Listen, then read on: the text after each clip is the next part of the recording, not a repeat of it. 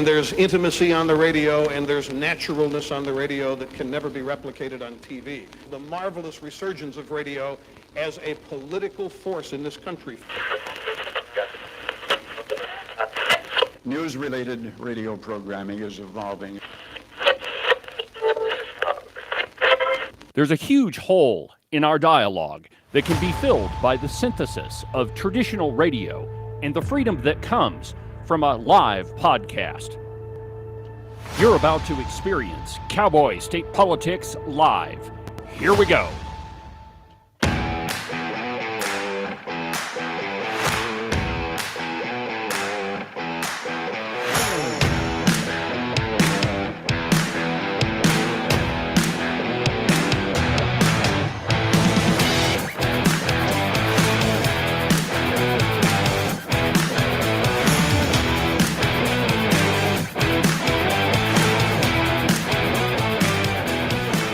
Good morning, my friends, and welcome to another fantastic installment from very high above all the puerile and insipid forms of Wyoming mainstream media.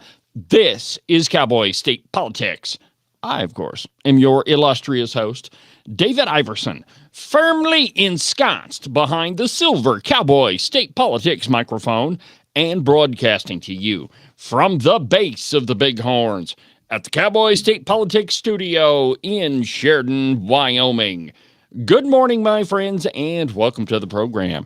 Happy Tuesday.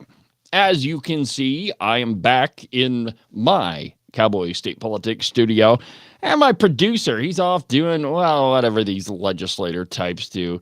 If you ask me, I think he's down in the land of fruits and nuts, just taking a vacation or something. But anyway, for the next couple of days, we'll be here at the original Cowboy State Politics Studio. And, you know, Agent 29, Lou Grant, he can go do whatever it is that producers do when they're playing hooky and not doing their paying attention to their responsibilities. But anyway, we all jesting aside, Ken is a legislator, and he's down in Laramie this week. So we've got a couple days of I'm unsupervised. I'm on my own. I'm doing my own thing, which, you know, I always do my own thing anyway, you know. But anyway, so happy Tuesday. Welcome to the program. If you want to be part of the show, the phone number in the studio is 307-374-8989. 307-374-8989. Go ahead and give me a call. If there's something that you've got on your mind that you want to talk about and you want to opine about, let me know. There's lots going on. On today's show, I've got kind of a different program set up for you. It's going to be kind of Pope heavy. I understand it's been a few days since we elected Pope Leo XIV. Not we, but since he was elected by all the College of Cardinals. So I want to talk about him for a little bit because, you know, even if you're not Catholic, and I'm not, we're not, the Pope is a major figure in the world. There are around 1.4 billion Catholics in the world. So, I mean, it's not a small constituency. And, you know, the Pope is a central figure. And I remember the first Pope that I remember is Pope John Paul. And when I was going to school at Regis University, you always knew when the Pope was in town because the campus was on lockdown. Whenever the Pope came to Denver, usually that's where he would stay, is at Regis University. So anyway, there's a few things that I want to talk about. Of course, we don't really know all that much about him, except, of course, that he's an American. He's from Chicago. He did, however, spend a lot of his time in Peru. So I don't know, you know, if you move away for a long time, let me give you a great example. So years ago, I took a rather dubious adventure to Virginia. I got a job opportunity and moved to Virginia, and I was there for 12 years, I think. Way too long, if you ask me. Just way too long. Well, anyway, I moved back. Well, and when I left, I pretty much knew just about everybody in Buffalo. I mean, Buffalo, Wyoming is a really small town. And if you live there your entire life, well, you pretty much know everybody. When I returned after 12 years, man, I'm not going to say the whole place was totally different because it wasn't, but there was a whole ton of people that I never knew before, and some of the things had changed. So what I'm saying is when Pope Leo moved well, I mean, I guess his name wasn't Pope Leo then, but anyway, when he was in Peru for, a large portion of his career, well, wherever you live, it has an effect on you. So anyway, don't know exactly how American our American Pope is, but we're going to talk about it on today's program. Also, I've got some kind of different articles that have kind of cropped up. One of them is talking about how little we have explored on the Earth's ocean floor. That's kind of an interesting one from Popular Science. And then, and occasionally, we'll do some cultural news. And I don't know that I've ever done any fashion news, but I have a little bit of fashion news from the Blaze. So lots of stuff to do on today's program. Again, if you want to be part of the show, the phone number in the studio is 307-374-8989. Go ahead and give me a call if there's something that you want to talk about. But we begin in the cow pie. In an article entitled, Legislators Eye Tougher Fines for Officials Who Won't Give Up Public Records. Now, this is a perennial problem in the Cowboy state, and here's the biggest one. Now, either public entities such as counties, cities, school districts, whatever, either they just flat refuse to give up public records, or they slap a gigantic fee on top of them to make it financially, impossible for you to get a hold of these public records. And, this Wyoming statute does not authorize public entities to charge you outrageous fees, but what it does say is a reasonable fee. And the whole idea behind that is to cover copy costs and that sort of thing. But the irony being that if you request a public record from your city council, county commissioner, school board, whatever, you're already paying for them. So if they work to get you public records, you've already paid for those. And so you shouldn't have to pay for them again. I mean, it's like paying for the same car twice. It's stupid. So anyway, the interim committees are going on right now, and some of the legislators have decided that maybe we need a little bit tougher fines if these public officials don't want to cough up their records. And I quote, Wyoming lawmakers will consider assessing harsher penalties for public officials who don't produce public documents upon request after other heightened transparency measures. In a meeting in Lander on Friday, the Corporations Committee heard from members of the press, a mayor, a county attorney, and others about balancing the public's right to see what the government is doing and the time and cost burden in producing public documents. Committee co-chairman Senator Nancy Case, and see, I don't even have, hold on just a second here. Well, crap. It's been too long since I've been in my studio. I don't even have the Nancy Case soundbite. Anyway, Senator Nancy Case from Lander proposed mobilizing draft legislation that would tighten public officials' deadline for producing public documents down from 30 days to 10, unless given an exception by the state's public records ombudsman. Case also asked committee staffers to include in the draft raising the civil penalty for not producing documents from $750 up to $2,000. And I think that's a fantastic idea because there's been a lot of times where I've submitted a public records request and it takes months to get any sort of reaction from them. Let's see here. Giving the ombudsman teeth and the ability to assess those civil fines herself with the backing of the Attorney General's office. Having local governments, and here's another one, follow the state executive branch's fee schedule by which the state will cover the first $180 in production costs, but venture an estimate for the requester after that. The committee gave a unanimous voice vote in favor of drafting that legislation for review. Case also proposed considering making private groups that form associations of public officials, like the Wyoming County Commissioners Association, subject to the Wyoming Public Records Act. This would be an incredible idea, my friends. Making the County Commissioners Association, which, think about this. How can public officials form an association and then all of a sudden their association of public officials is now a private organization? That doesn't make any sense when you and I are on the ones that are paying the bills for that stupid thing. It's absolutely true, my friends. All the County Commissioners Association, the Assessors Association, the School Boards Association, all of those dues are paid by you and me. That's right. You and I are paying for private groups to lobby against us. The reason I say against this is the Wyoming County Commissioners Association historically has been against any sort of tax break for you. They've been very anti-Second Amendment until recently. The Wyoming County Commissioners Association has opposed just about every single Second Amendment bill. And by recently, I mean in the last couple of years. They pretty much opposed every single Second Amendment rights bill that came through the legislature. So it's not a group that is advocating on your behalf. It's a group that is lobbying on behalf of the elected officials. And that's, and we kind of live in an adversarial relationship with public officials, and we shouldn't.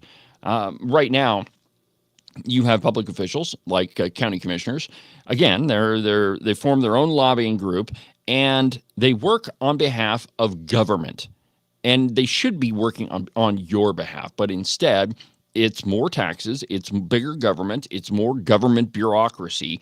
And I mean, that's what they lobby for. And it's you and I that are paying for it. Nancy Case also proposed considering, let's see here, we went through that. Senator Bill Landon says he's not as keen on making those groups subject to the Wyoming Public Records Act. The proposed bill came after the Wyoming Public Records Ombudsman, Darlena Potter, told the committee that she doesn't have enough teeth to enforce the act against government officials who simply don't want to comply. When government officials won't give public documents to people who request them, and the ombudsman can't resolve their reluctance by narrowing the requester's inquiry, she's left with little recourse, Potter said. The penalty is a civil fine, not a criminal charge.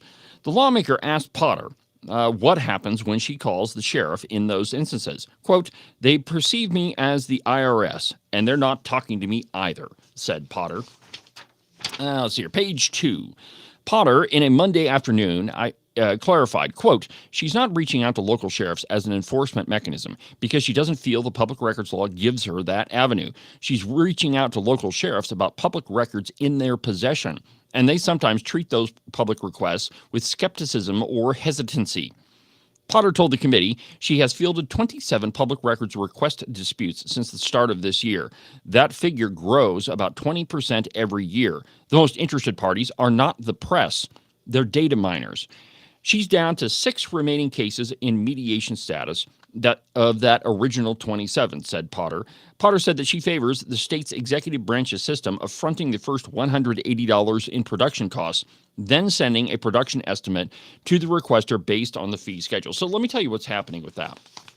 There was a great piece in the Riverton Ranger, I'm going to say about a year, maybe a year and a half ago, and I looked for it before I went on the air this morning, but it compared the fees assessed by different public entities. And of course, the Riverton Ranger talked to public entities, in their, their sphere of influence. So school district in Fremont County, the city of Riverton, the city of Pavilion, and just ask them how much they would charge for a certain set of public records.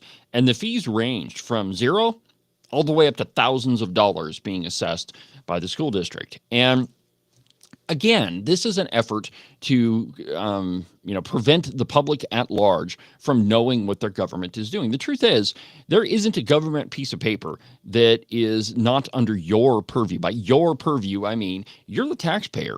All of these public officials, they're your employees, and you absolutely have a right to see what they're doing. Now, of course, you can't. You're not going to be able to see like employee records or anything like that. As far as pay or insurance or any of those things, but you absolutely have a right to see what those people are doing. And even in towns like Sheridan, if you go on Sheridan's website, it literally says that you could be charged up to $95 an hour for a public records request, or it did the last time I did a request through the city. So fees that are charged by public entities, they're meant to suppress your right to know what's going on. And they do that intentionally to try to prevent you from even issuing a public records request. And it's absolutely wrong. Let's see here. We're moving up on a break. So let's go ahead and take our first break. And when we come back, we'll finish this up. And then we're going to talk about the ways that Doge and President Trump is shutting down parts of the government. And we'll do that next. But first, an absolutely outrageous profit timeout.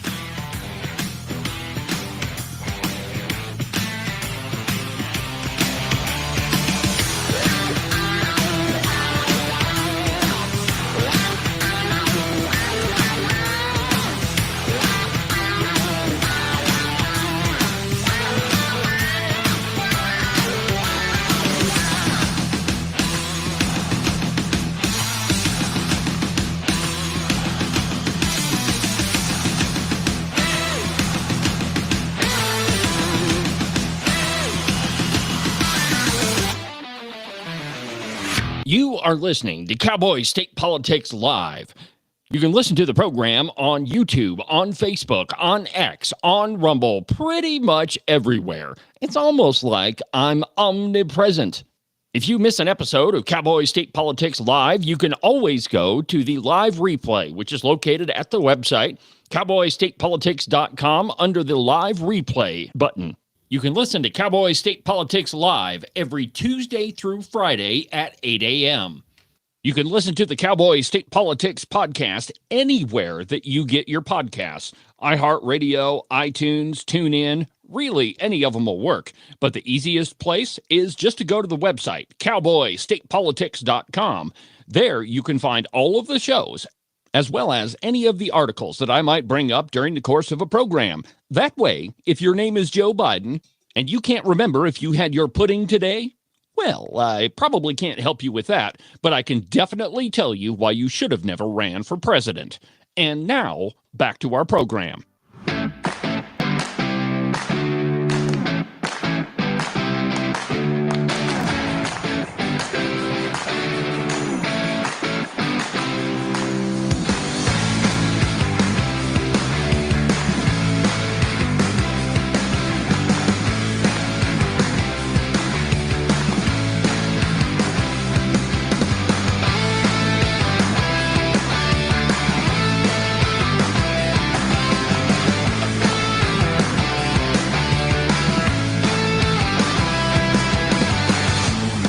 Welcome back to the program, my friends. David Iverson, Cowboy State Politics Live, on YouTube, on Facebook, on X, on Rumble, pretty much everywhere. It's almost like I'm omnipresent, my friends. Welcome back to the program. I am your host, David Iverson, doing what I was born to do with talent given to me by God himself. Welcome back, my friends. Now, if you want to be part of the show, the phone number here in the studio is 307-374-8989. Go ahead and give me a call. Let's see here. Before the break, we were talking about public records requests, and I know that this sounds like something like an uninteresting topic, but it shouldn't be. This is the way that you hold your public officials accountable. Let me give you a little example here. The first time that Christy Antoinette Haswell, oh, wait a minute, I can't say that name without doing something. Oh, hold on here. Please hold. Dang it, yet another soundbite that I don't have on the board anymore. I will have this fixed tomorrow, my friends. Here we go. Let me give you an example. Christy Antoinette Haswell. Riding along in my automobile, cruising and playing the radio, with no particular place to go. Riding around in my automobile. All right, so about a year ago, Christy Antoinette Haswell got busted for a DUI. Yep, endangering her own constituents, hammered drunk. She was called in by a Ready report, if you remember correctly, on this program. I had the person that called in the Ready report on her sitting in the studio. Of course, we disguised their voice and made it so you didn't have any idea who it was. That was kind of a fun episode. But anyway, when I went to the police station to ask for, the police report records, I was told that I had to wait, that I couldn't request that at all, that they just wouldn't give it to me. Now, I am a tax-paying citizen, and I'm also a member of the press. So there's absolutely no reason why those documents should be kept silent. And the reason why they were is, it was a little bit embarrassing. And the Sheridan Press, if you remember correctly, they didn't run the booking photo from Christy Haswell. Instead, they ran a file photo to make her look better. And it's a good thing, too, because the booking photo was absolutely horrendous. Well, Christy Haswell is a Sheridan County commissioner. We absolutely have a right to know if one of the people in charge of our county is endangering her constituents. There was another instance over in Newcastle, and this is a big one here. A guy I happen to know, his name is Bob Bonner. He owns the Newcastle Newsletter Journal. He's the publisher, the editor-in-chief, and he was all over this incident about the Weston County elections. Now, he wanted the committee to take willingly and knowingly out of the law's violation wording so that no government official could claim ignorance when withholding information. Bonner has waited 100 days for a record pertaining to Weston County elections, which he saw fit to investigate as the Weston County Clerk's Office botched the 2024 election. When confronted by Secretary of State Chuck Gray at the time, the clerk insisted that the results were accurate, but they weren't. They weren't even close. Gray told the committee during his Thursday presentation. The incident is under investigation after Gray called for the clerk's removal from office. Bonner also probed the Weston County Commission regarding the 2022 appointment of a legislator when a vacancy surfaced. The county conceded that there had been a group chat secret ballot in that case, but it took a $15,000 court case to unearth that confession. Bonner also asked the committee to reverse the burden on the public so that people asking for public records don't have to go through the ombudsman to request lower or non-existent fees, but the government entity would have to approach the ombudsman for permission to charge the fees in the first place. So this is a big deal. And if you want transparency in your government, this is how you do it. You force public entities to cough up the records. And the reason why is these public officials, I think that they're entitled to their position, that it doesn't really matter what they do in office, and so that they can cover up whatever malfeasance happens. There's a great case going on right now that it's probably going to the Wyoming Supreme Court about Johnson County failing their audit for 5 years and not doing anything about it. That's a big deal. You're talking about millions of dollars that may have been misused. So anyway, we'll keep an eye on this. And also, little birdie just told me that we have there might be a pretty good breaking story on the podcast tomorrow. I've got to do some running around today, and I will see if I can dig that up for you. But from what I've been told, it's fantastic, and you're absolutely going to love it. Next up. There are a lot of ways that Trump can control the government, and most of those is through funding. Now, if you want to control an agency, and if you talk to any of the conservatives in our state legislature, they'll tell you that one of the easiest ways to control an agency is through their funding. Either you yank their funding entirely, or you just threaten them, and more often than not, they end up, complying with your request. This is from the Washington Post, the hidden ways that Trump and Doge are shutting down parts of the U.S. government. And I quote, at the EPA, research at 11 laboratories has ground to a halt because the Trump administration has not approved most new lab purchases. At the National Oceanic and Atmospheric Association, key work on weather forecasting has slowed to a crawl because Commerce Secretary Howard Lutnick must sign off personally on many contracts and grants. And at the Social Security Administration, some employees are running out of paper, pens, and printer toner because the U.S. Doge service has placed a $1 spending limit on government-issued credit cards. Doge stands for the Department of Government Efficiency, if you're completely unaware. Across the federal government, Trump officials are halting a wide range of operations by declining to approve key funds. This unofficial hold on many activities has incapacitated many agencies' divisions, even though they remain technically intact. Now, here's why that's an important thing.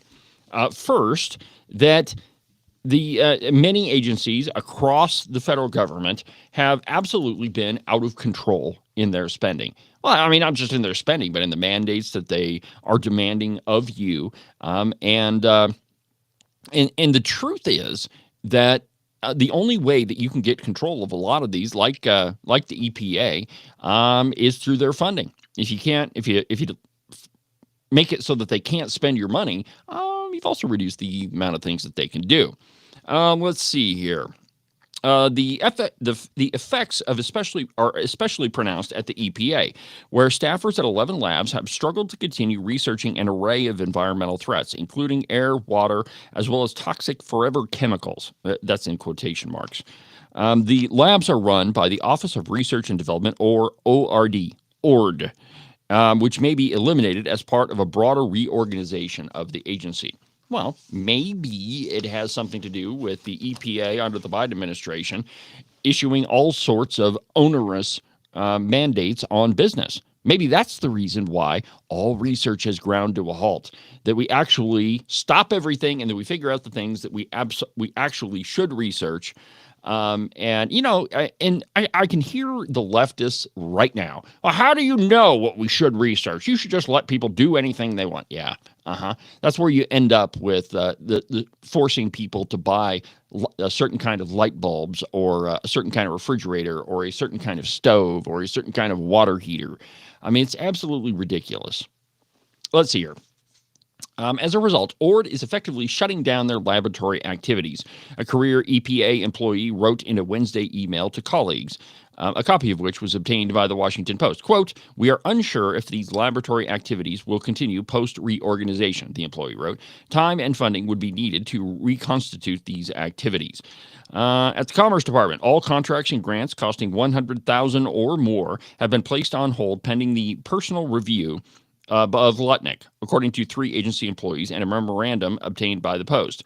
The memo also specified that every contract under $100,000 must be approved by either a senior political appointee or the Commerce Deputy Chief of Staff for Policy, another political appointee. Now, why is it that any one employee should be able to approve a grant of $100,000?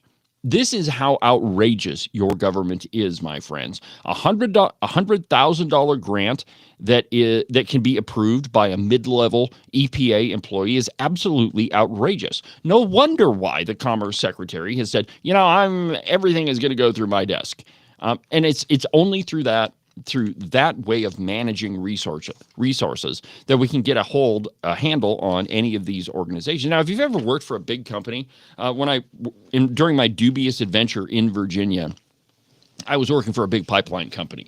Well, I shouldn't say big pipeline company. I would say probably grand total value of the entire company was around $20 to $30 million. If you included all the land and equipment and all that. Well, every big purchase went through the boss's desk. Every single one of them.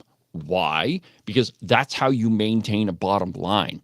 In business, you don't allow mid-level employees to approve gigantic expenditures. When you start doing that, the money just runs out the door and you have absolutely no control over anything. If you want to control your business, you have to control the spending. And that's why President Trump has put a lot of successful business people in positions.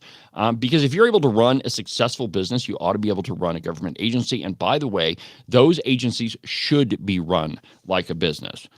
That the Washington Post and anybody else is freaking out about how Trump's appointees are running things is, it's just further evidence that you have people running your government that really have never been in the real world. They've never had to sign a paycheck. They've never had to go get a bank loan so that they could operate. They've never had to try to figure out how to keep the doors open and sign paychecks at the same time and not take a paycheck yourself. The folks that were put in power by the Biden administration and the Barack Obama administration are political hacks. They've been in politics their entire time, and they've never been in private business.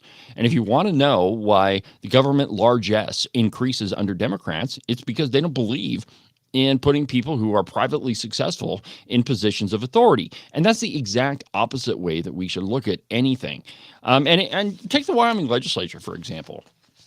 Any of the Democrats and the rhinos, the redcoats, they seem to favor agencies over you. And here's what I'm getting at. When you show up to a committee meeting where or Agent 29 is right now, if it's a liberal chairman, a redcoat chairman, they'll go to the agencies and the associations before you ever get a chance to talk. And even when they do give you a chance to testify in front of a committee, they limit your time.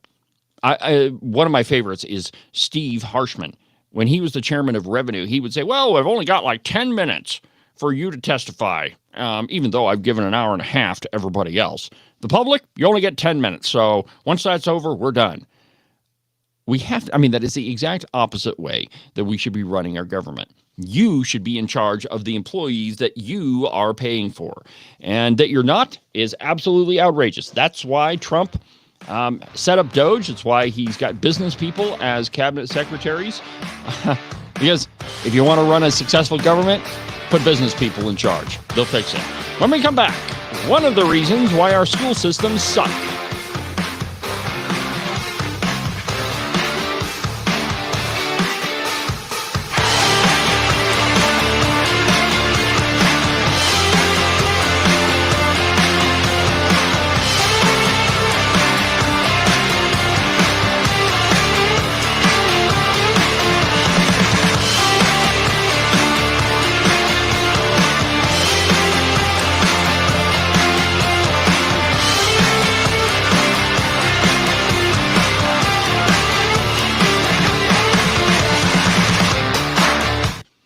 U.S. Coin Capital, we hear from Americans across the United States who have a growing concern about the future purchasing power of U.S. paper money.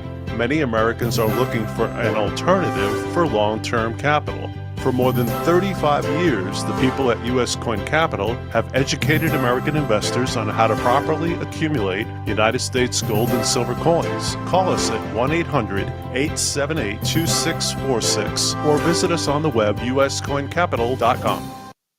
Make sure that you subscribe and follow the Cowboy State Politics podcast. You can do that from the website, cowboystatepolitics.com, or anywhere that you get your podcasts. That way, you'll make sure that you won't miss a single episode of Cowboy State Politics. Some say standing up for what you believe in is being extreme. Ask any woman in Wyoming. They'll tell you this is called courage. The mainstream media claims that holding the line on important issues is being unreasonable. My mom taught me this is called staying true to our principles. In other places, people argue you always have to compromise to get something done. Here in Wyoming, we know that some things are worth protecting at all costs. Some say it's time we give up on the values that made our state great to accommodate toxic culture. I say it's time to stand tall and protect the values that have served Wyoming well for over 134 years. Join Honor Wyoming as we defend and preserve the Wyoming way of life. Find out how you can make a difference today. Visit honorwyoming.org.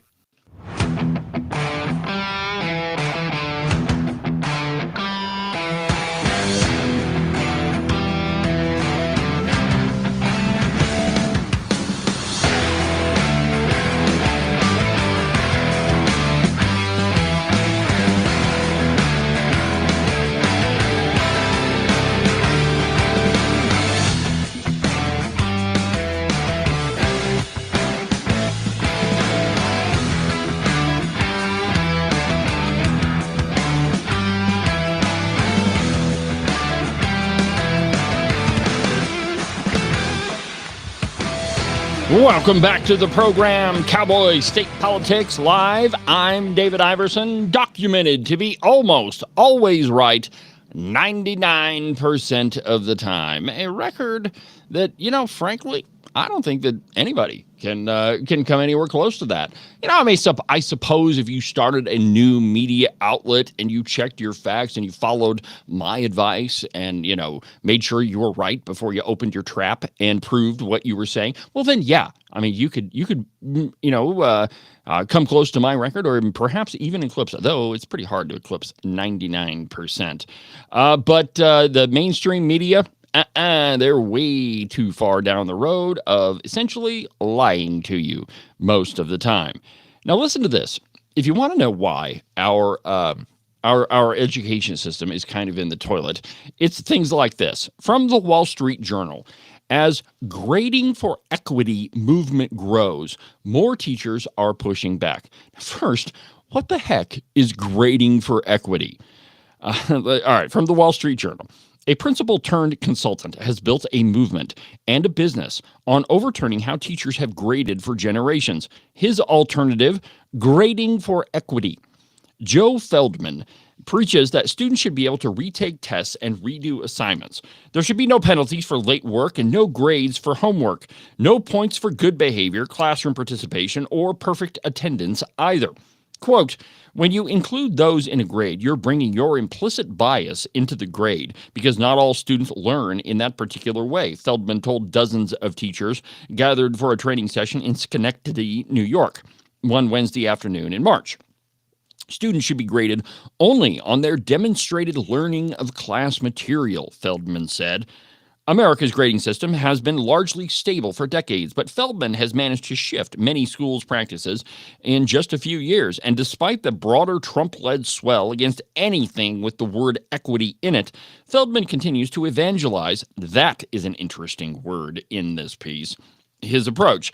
And some school leaders keep listening. Here we go. Schenectady School District Superintendent Carlos Cara, whose district paid Feldman's consulting firm $65,000 to train hundreds of teachers in March, isn't deterred by the equity backlash. Quote, "It's part of the work when you think of education," he said. Oh my God. First of all, it's a red herring. It's stupid as all get out. It is stupid as all get out. All right, so let's talk about the things that shouldn't be included. Now, Feldman says no points for good behavior. Right. Well, when you're in the real world and you have to do what your boss says and you're not a complete misfit, generally speaking, that goes to your job performance. And it also goes to your learning, right? If you're going to be an absolute disruption in class, you and your fellow students are not going to be the ones learning. Classroom participation. So if you're the student that doesn't participate in class and ask questions and go to the lab, participate in lab activities, then you're probably not going to learn as much either. Or perfect attendance. This is great too. No, we shouldn't grade children on attendance at all, because presumably if you're not there, you can learn something through osmosis. And retaking tests, there are deadlines that you have to meet in the real world, and you don't get to retake them sometimes. Most of the time, you only get one shot. And if you're not at work, you can't do your job. I mean, this is just absolute buffoonery.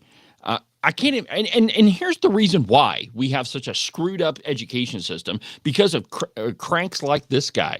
That we shouldn't grade perfect attendance. We shouldn't grade classroom participation. We shouldn't even force you to perform on a test. You get to retake it all, and on your homework, don't even bother doing it, because you're not going to get graded on it in any case.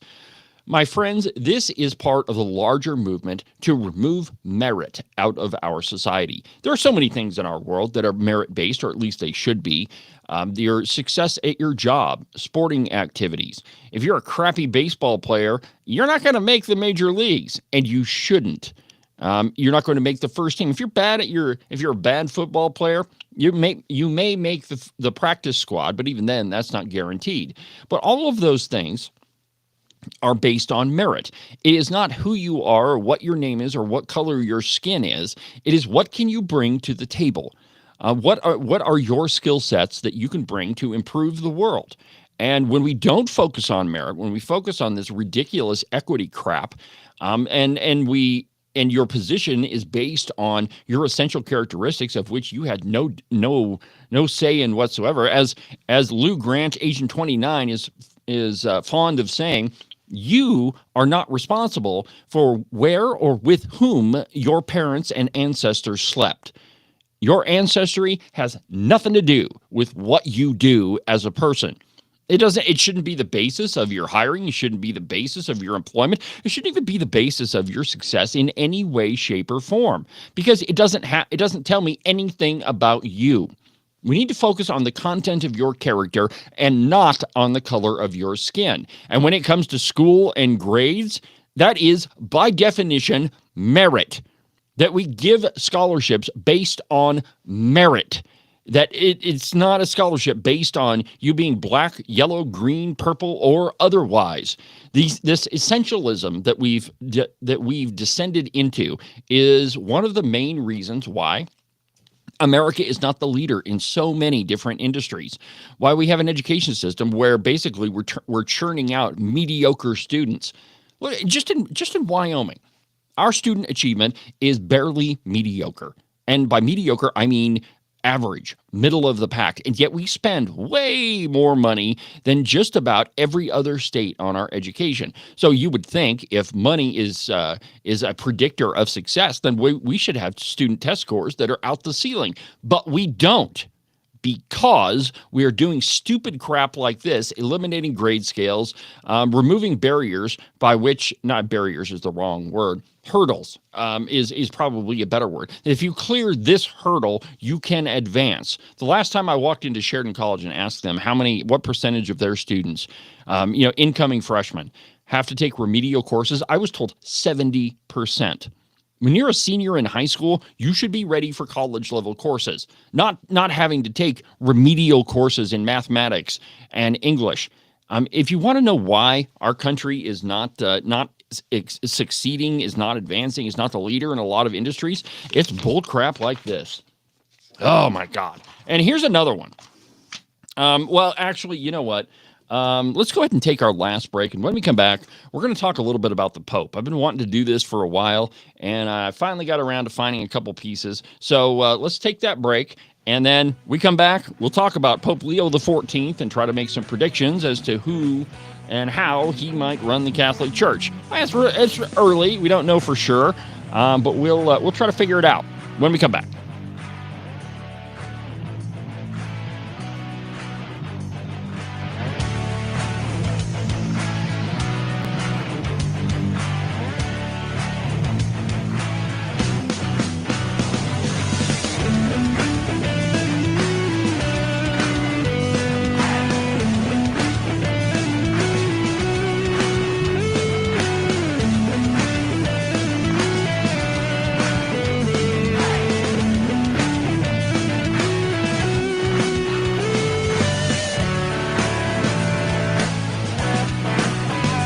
It's spring-ish in Wyoming.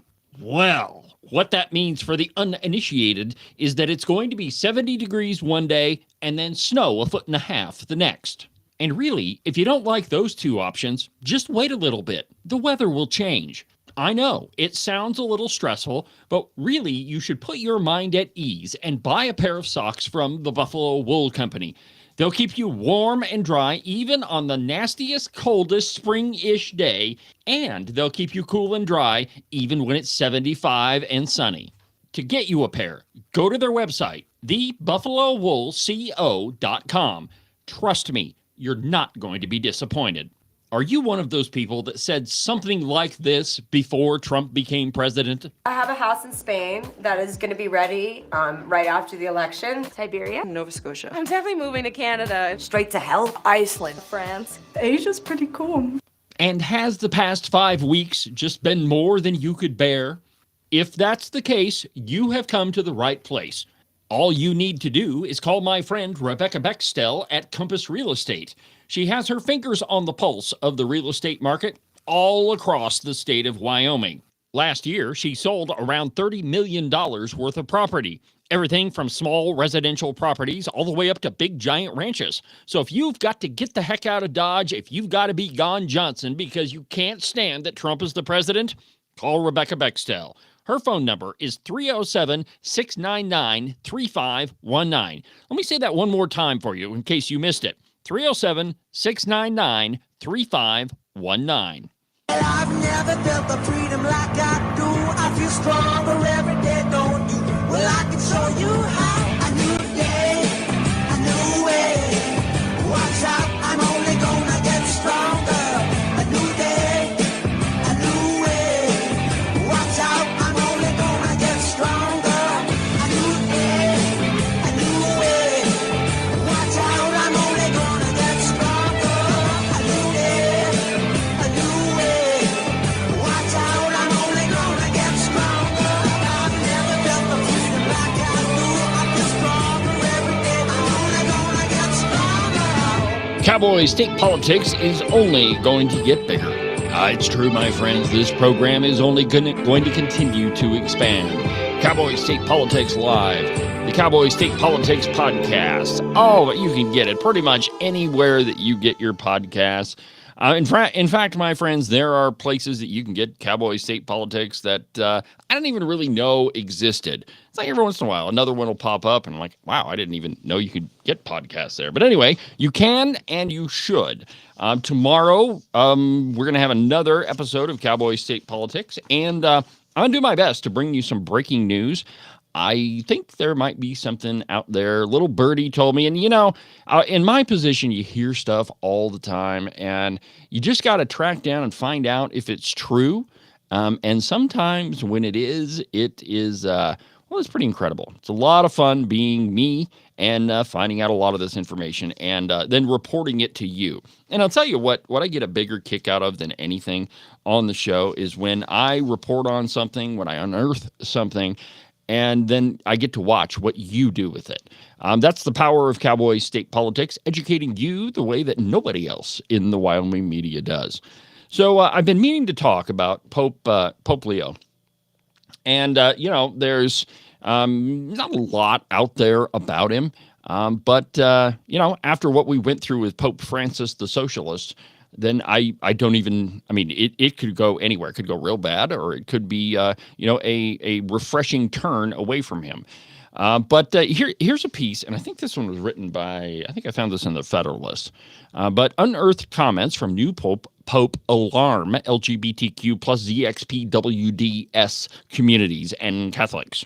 And I don't even know how you can actually be a Catholic and be in that community. But anyway, and I quote, after years of sympathetic and inclusive comments from Pope Francis, LGBTQZXPWDS Catholics expressed concern on Thursday about hostile remarks made more than a decade ago by Father Robert Prevost, the new Pope Leo XIV, in which he condemned what he called, quote, the homosexual lifestyle and, quote, the redefinition of marriage as, quote, at odds with the gospel.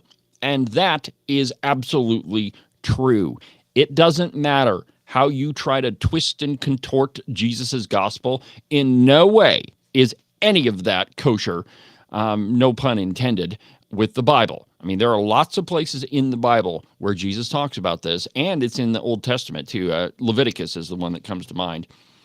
Let's see here. In a 2012 address to the World Synod of Bishops, a man who now leads the church said that, quote, the Western mass media is extraordinarily effective in fostering within the general public enormous sympathy for beliefs and practices that are at odds with the gospel. For example, abortion, the homosexual lifestyle, and euthanasia. In the remarks, of which he also read portions for a video produced by the Catholic News Service, a news agency owned by the United States Conference of Catholic Bishops, the cleric blamed mass media for fostering so much, quote, sympathy for anti-Christian lifestyles and choices, and that, quote, when people hear the Christian message, it often inevitably seems ideologically and emotionally cruel. It's not. But, I mean, the Pope Francis and a lot of people in the Catholic Church have tried to contort the gospel to accept a lot of things that are, frankly, absolutely the opposite of what's in the Bible. Quote, Catholic pastors who preach against the legalization of abortion or the redefinition of marriage are portrayed as being ideologically driven, severe, and uncaring. He went on to complain that, quote, alternative families comprised of same-sex partners and their adopted children are so benignly and sympathetically portrayed in television programs and cinema today. The video illustrated his criticism of, quote, the homosexual lifestyle and same-sex partners as their adopted children with clips from 2 U.S. sitcoms featuring same-sex couples, The New Normal and Modern Family. The cleric also called for a, quote, new evangelization to counter these mass media-produced distortions of religious and ethical reality. In 2012, Father Robert Prevost read from his address to the World Synod of Bishops in a video produced by the Catholic News Service. Quote, we pray that in 13 years that have passed, 12 of which under the papacy of Pope Francis, and this is coming from the Catholic bishops, Oh, no, excuse me. This is coming from the New York Times and the American LGBTQZXPWDS group, quote. And you know what? I'm not even going to read that because we already know what they're going to say, that we hope that they hope that the new Pope, I didn't even mean the rhymes. Anyway, they want the new Pope to continue where Francis left off. And Francis was very sympathetic to the LGBTQZXPWD community, same-sex couples. I mean, there's a lot of things that he tried to change in doctrine that are, frankly, not even close to what the Bible says. So there's where he stands on LGBTQ issues. So I think what you can probably take from that is that he's going to be a little bit more, at the very least, a little bit more conservative than Pope Francis, which I have to tell you, I'm pretty happy about. When Pope Francis was elected, I was kind of excited because he was a Jesuit. I went to a Jesuit university. A lot of the teachers that I think a tremendous amount of our Jesuit priests. And so, I was pretty excited about that. And then, man, was I disappointed by the liberal direction that he took the church. All right. Or took the Catholic Church anyway. So this one is from The Guardian, and it's 5 things you need to know about Leo the 14th. The first one is he's the first U.S. Pope. And I think we all know that. That was the headline coming out of the day he was selected. But he was born in Chicago. Unfortunately, he's a White Sox fan. There's no accounting for taste. I mean, we can't all be Texas Rangers fans, but he is and was born in Chicago. Much of his career has been in Peru, however, and this is what I was alluding to at the top of the program, that when you move away for a really long time, where you're living at obviously is going to influence you. It did me when I was in Virginia. Fortunately, the way that it influenced me is I don't ever want to go back. All right, so he spent most of his time in Peru. After taking his vows in 1981 and studying in Rome, Prevost was sent to a mission in Peru. He spent more than 20 years there, serving as judicial vicar, as a professor of canon, patristic and moral law at a seminary in Peru's third city of Trujillo, before being appointed Bishop of Chiclayo in November of 2014. The 69-year-old has Peruvian citizenship and is widely admired in South America's third largest country, hence all of the Inca Cola and all those memes that greeted his appointment. Let's see here. Number 3.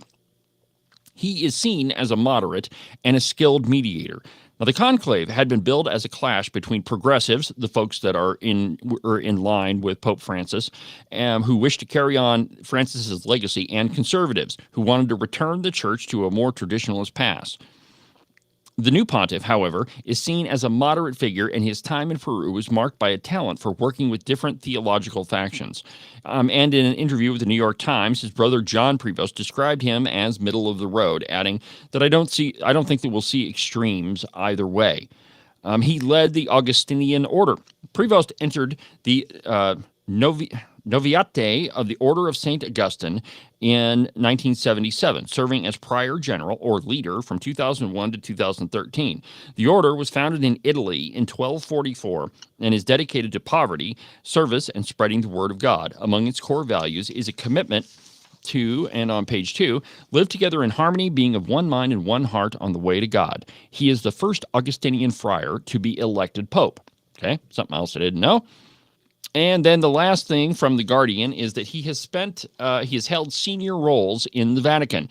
The new pontiff, made a cardinal by the late Pope Francis in September of 2023, had been president of the Pontifical Commission for Latin America and had served as prefect of the powerful Dicastery for Bishops, which oversees the selection of new bishops from around the world. So, a couple of different items that you may or may not have known about Pope Leo. I've got another piece here in the stack of stuff. A piece from the Federalist. This one is entitled, let's see here. Pope Leo the 14th will probably not be Francis 2.0. Let's just talk about this one for a little bit. Let's see here. From John Davidson. It didn't take long after Pope Leo XIV, formerly Cardinal Robert Francis Prevost, emerged onto the loggia of St. Peter's Basilica on Thursday as the new leader of the Catholic Church. The snap judgment, let's see here. Wait a minute. It didn't take long for social media commentators on the right to begin decrying him as Francis 2.0. This snap judgment was based largely on his social media history of reposting criticisms of President Trump and Vice President Vance on immigration, as well as a few reposts on the left-wing claptrap on climate change and race relations. Okay, first of all popes have pretty much been open borders. Okay, so that's nothing new. I'm not saying it's right. I'm not saying I agree with it. I'm saying that's nothing new for a pope. The climate change stuff, that was Pope Francis's big thing. It's one of the main things that irritated the crap out of me about him. Let's see here, and race relations. All right, so does this mean that the 69-year-old Pope Leo is going to be the next Pope Francis? The short answer is probably not. Setting aside the obvious fact that Pope Leo is far more conservative on issues like abortion and gay marriage than most MAGA influencers, I hazard this guess not because I've discovered a trove of old X posts where he praises Trump, owns the libs, and defends the Second Amendment. I say it because in his very first decisions as the Supreme Pontiff, Pope Leo appears to be far more traditional and liturgical Orthodox than his predecessor. In particular, he seems to have a special devotion to the traditional Latin Mass. This matters a great deal more whether than he has policy disagreements with Trump over things like immigration or gun control, and is a far better predictor of what kind of papacy he will have. Pope Francis was infamously hostile toward the Latin Mass despite his growing popularity around the world, especially among young people, converts, and Catholics committed to conforming their lives to the Orthodox Catholic faith. Let's see here. But Francis restricted the celebration of the Latin Mass, also known as the Tridentine Rite, which has been celebrated more or less unchanged since it was formalized in the Council of Trent in the mid-16th century. This, more than any of his muddled pronouncements about climate change or immigration, divided the Catholic Church under Pope Francis. And let's be honest, Pope Francis kind of confused Catholic doctrine. I mean, a lot of the positions that he held were, kind of all over the board, from climate change to, pretty much any progressive policy that you could think of. Yeah, you would see Pope Francis come out in favor of it. And, that's one of the reasons why I say that, generally speaking, he was kind of a disappointing pope. Now here's the other thing that I want to throw in here. We tend to want to ascribe political positions to the Pope. Obviously, Pope Francis weighed in on a whole bunch of different political issues. Pope John Paul II, he was a pretty political pope, but the Pope ought not to be. He's the leader of the Catholic Church. And it's not to say that the Church can't weigh in on political things, but I think that we place too much emphasis on, for example, the Pope's position on climate change or immigration or any of those things. And we tend to think that those are the most important pieces of information that we have about any pope. And I think a better predictor of how the Pope is going to run the Catholic Church is the very first thing he did was hold a Latin Mass. So I'm not Catholic. I don't know the ins and outs of the Catholic Church, but I can tell you that I am cautiously optimistic about what's going to happen with Pope Leo. Let's see. We've only got a couple of minutes left in the program. Let's see if we can squeeze this one in. A bit of levity and a little bit of fashion news. As you might have guessed, I am not a fashion aficionado, and we don't talk about fashion news too much on the program, but this one's funny. From The Blaze, the New York Times has discovered cross necklaces, and then things get particularly and predictably absurd. Quote, in a story titled "A Hot Accessory at the Intersection of Faith and Culture," writer Misty Siddell observes that cross necklaces are popping up everywhere because government officials, influencers, and celebrities are wearing them. The story treats the apparent resurgence of the cross necklace as a groundbreaking revelation, leading leaders to wonder, did the New York Times finally discover Christianity? No. Unless you've lived under a rock or only in elitist circles, the bizarre premise of the story is obvious because Christians everywhere have always worn cross necklaces. This isn't new. For the message of the cross is foolishness to those who are perishing, but to those who are being saved, it is the power of God. The cross is the symbol. It is. And that's the reason why you see Christians wear the cross, is that is the ultimate symbol of Jesus' sacrifice for the world. That one drop of his blood erases all sin. And that is a reminder to the person that wears it that, what did Jesus do for you? He died and took away your sin. That's why most Christians wear it. But not only are cross necklaces not new, they're not a mere fashion accessory or trendy object. Christians wear them because they symbolize something important: the sacrifice, redemption, and radical love that God displayed through Jesus Christ on the cross. In other words, cross necklaces do not need a sociological explanation in the style section of the New York Times. Perhaps the biggest problem with the news story is that it never seriously considers the obvious reason why Christians wear cross necklaces, beyond a vague comment about faith. The suggestion, therefore, that cross necklaces are now suddenly in vogue because they're cool or something demonstrates not only a misunderstanding of fashion history, but of Christian faith in total. Here's the truth. We wear crosses because we are Christian. No fancy explanation needed at all. But that doesn't stop Siddell and the straining credulity that she attempts to discover an eccentric reason for the supposed rise in cross necklace wearers. For example, she claims that the cultural meaning of cross necklaces, quote, can be harder to define as a symbol, now seems to vary in interpretation across geography, church affiliation, or even to a growing extent, political value systems. She even quotes a theologian, Robert Cavallo, who claims that, quote, people bring their own meaning to the cross. No, they don't, unless, of course, they're absolutely oblivious to what that cross means. Let's see here. But, I mean, it's absolutely ridiculous that the New York Times can't figure out the reason why Christians wear crosses, and that somehow it's some sort of fashion statement. Absolute absurdity, but it tells you everything you need to know about the New York Slimes, the old paper of record, the self-proclaimed paper of record, but they're absolutely anti-Christian, and they're absolutely oblivious to all things that happen in this world.